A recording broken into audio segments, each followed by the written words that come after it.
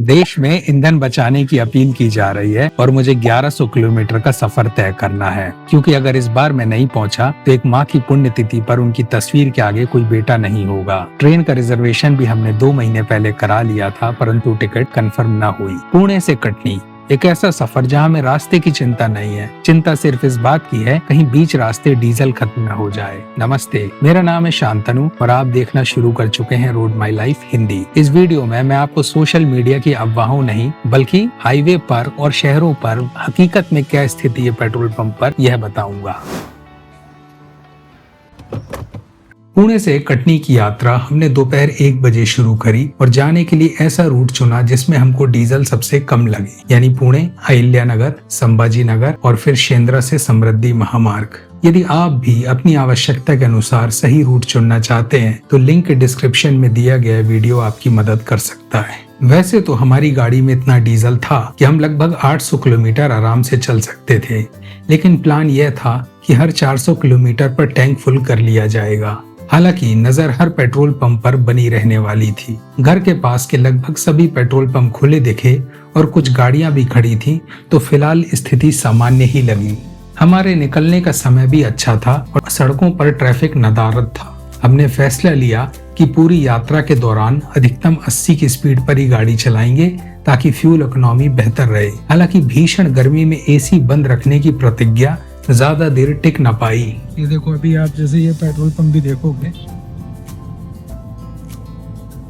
तो पता नहीं मतलब खाली है या दोपहर का टाइम इसलिए लोग नहीं आ रहे हैं कि 40 डिग्री में कौन पेट्रोल लेने आएगा, पता नहीं। HP का पंप है, इसकी क्या दशा देखते हैं। अब ये गाड़ी तो घुसी है यहाँ।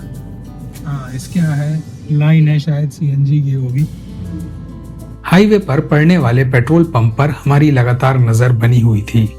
कुछ जगह सामान्य भीड़ थी तो कुछ जगह पंप लगभग खाली दिखाई दिए। पुणे से संभाजी नगर तक का रास्ता अब पहले की तुलना में काफी बेहतर हो चुका है। गड्ढे कम होने के कारण स्थिर गति बनाए रखना आसान था और इसका सीधा फायदा फ्यूल इकोनॉमी में देखने मिल रहा था। नगर और संभाजी नगर के बीच निवासा में हमें कंपनी नियंत्रित इंडियन ऑयल का पंप मिला और हमने वहीं टैंक फुल करवाया। वहां काम कर रहे भाई साहब से हमने पूछा कि सप्लाई की स्थिति क्या है। उन्होंने बताया कि फिलहाल फ्यूल मिल रहा है, हालांकि दाम लगातार बढ़ रहे हैं। डीजल भरवाने के बाद हमने अपना सफर जारी रखा।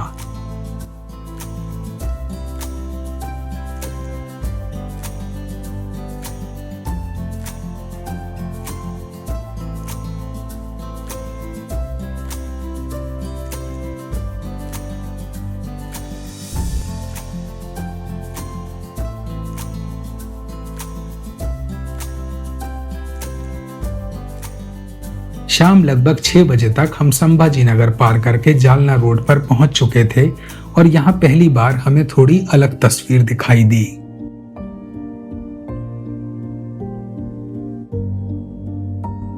कुछ पेट्रोल पंप पूरी तरीके से खाली पड़े थे, जबकि कुछ जगह बेहिसाब भीड़ थी।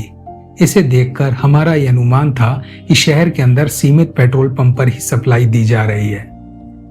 शाम 6:15 बजे औरंगाबाद जालना हाईवे पर हमने चाय के लिए एक छोटा सा ब्रेक लिया।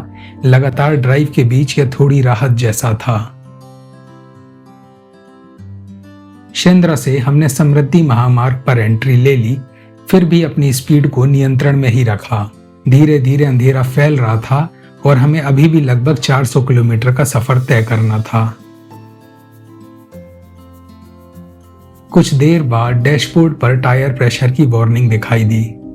मैंने गाड़ी रोककर चारों टायर चेक किए, लेकिन हवा का दबाव बिल्कुल सही था। शायद यह TPMS सेंसर की एरर थी। रात में अगर इस मार्ग पर गाड़ी खराब हो जाए तो काफी देर तक मदद मिलना मुश्किल भी हो सकता है।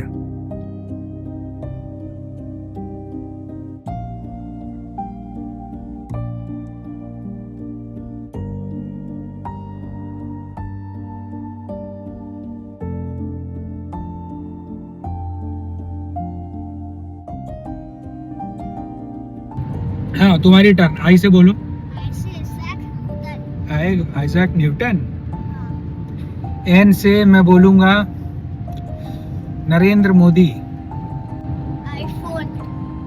समृद्धि महामार्ग का यह हिस्सा काफी शांत था और समय काटने के लिए हमने रास्ते में नेम प्लेस थिंग्स एनिमल वाला गेम खेलना शुरू कर दिया।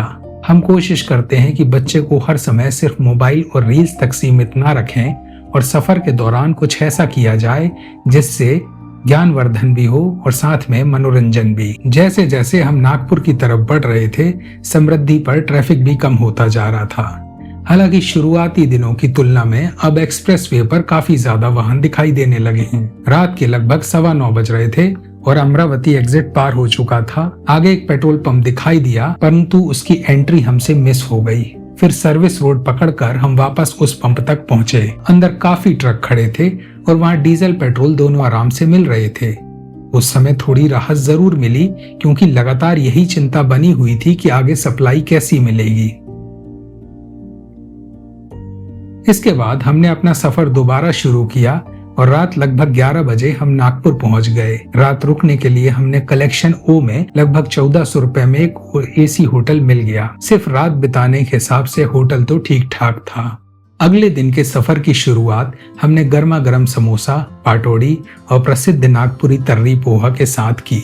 इसके बाद हम नागपुर जबलपुर हाईवे पर आ गए। विदर्भ की गर्मी काफी प्रसिद्ध है और सवेरे 8 बजे से ही तेज गर्मी शुरू हो चुकी थी।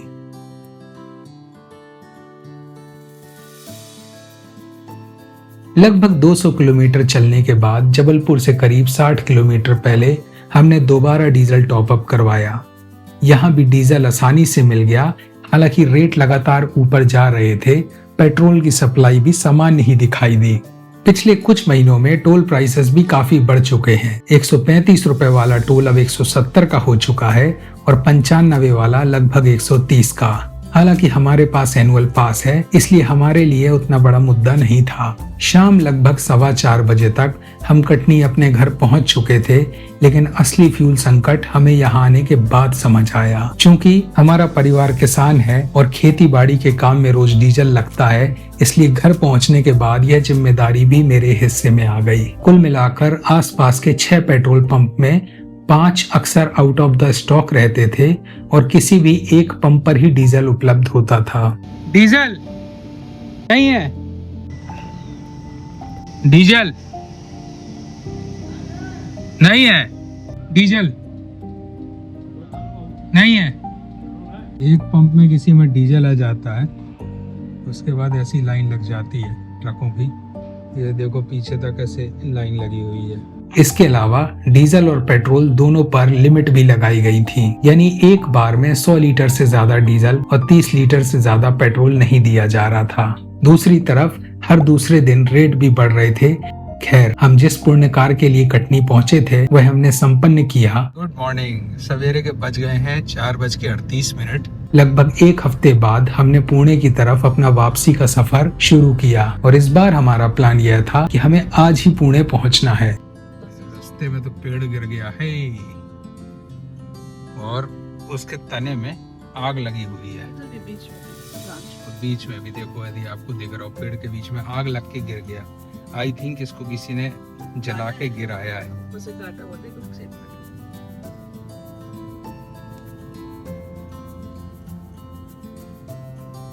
चूंकि मध्य भारत में सूर्योदय जल्दी होता है, इसलिए जल्दी ही सूर्य की किरणें चारों तरफ फैल गईं और इस बार भी हमारी गाड़ी में डीजल पर्याप्त था कि हम नागपुर पहुंच सकते थे, परंतु हमने एक बार फिर फुल टैंक कराने की ठानी। अभी हम मध्य प्रदेश में NH34 पर लखनऊ में रुके हैं, जहां पेट्रोल कार को अधिकतम 3000 रुपए और डीजल वाहन को लगभग 5000 रुपए का फ्यूल दिया जा रहा है और अब तक तो डीजल का रेट भी रिकॉर्ड स्तर पर पहुंच चुका था। यहाँ पर लिमिट है, सिर्फ 50 लीटर डीजल मिल रहा है और क्रेडिट कार्ड से नहीं ले रहे हैं। इनको या तो कैश चाहिए या पेटीएम पे चाहिए।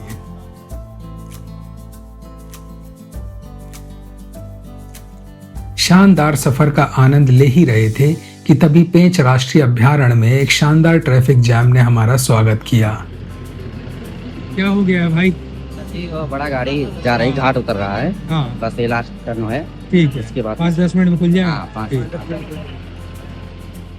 जाम तो 20 मिनट में खुल गया, परंतु इतने खतरनाक घाट के सेक्शन में भी लोग रॉन्ग साइड ड्राइविंग करते नजर आए और यह वही ट्रक था जिसके कारण ट्रैफिक रोक दिया गया था। सुबह लगभग 11:15 बजे हम समृद्धि महामार्ग पकड़ चुके थे और लगभग पूरे समृद्धि महामार्ग पर भी डीजल पेट्रोल की सप्लाई सामान्य दिखी। लगभग 3 बजे हमने औरंगाबाद एग्जिट लिया और यहाँ तक हमारी एवरेज स्पीड और फ्यूल एफिशिएंसी बहुत बढ़िया थी। इसके बाद हमारा अगला फ्यूल स्टॉप सीधे घर से पहले पुणे में एक IOCL पंप पर हुआ और यहाँ पर भी डीजल आसानी से मिल गया। तो देखो मैं आपको ट्रिप का पूरा सार बता देता हूँ। हाईवे पर कोई किल्लत नहीं है, विशेषकर कार वालों को तो बिल्कुल भी किल्लत नहीं है डीजल पेट्रोल की। जो रास्ते में शहर पड़ते हैं वहाँ पर 50% पेट्रोल बंद मिलते थे, 50% पेट्रोल पंप चालू मिलते थे। CNG वालों की तो कहीं पर कोई भी प्रॉब्लम नहीं दिखी। हाँ, लंबी लंबी कतारें जरूर दिखती थी। जो प्रॉब्लम समझ में आई वो रिमोट एरियाज में काफी ज्यादा है, जहाँ पर रेशनिंग हो चुकी है या बहुत सारे पंप बंद रह रहे हैं। देश में वर्तमान ईंधन की हालत को देखते हुए मैं तो कहूंगा कि आप ट्रिप को अवॉइड करिए, लेकिन फिर भी किसी कारण से करनी पड़ जाए तो थोड़ी बहुत प्लानिंग के साथ आप आराम से यात्रा कर सकते हैं। मिलते हैं आपसे अगले वीडियो में, तब तक के लिए नमस्ते।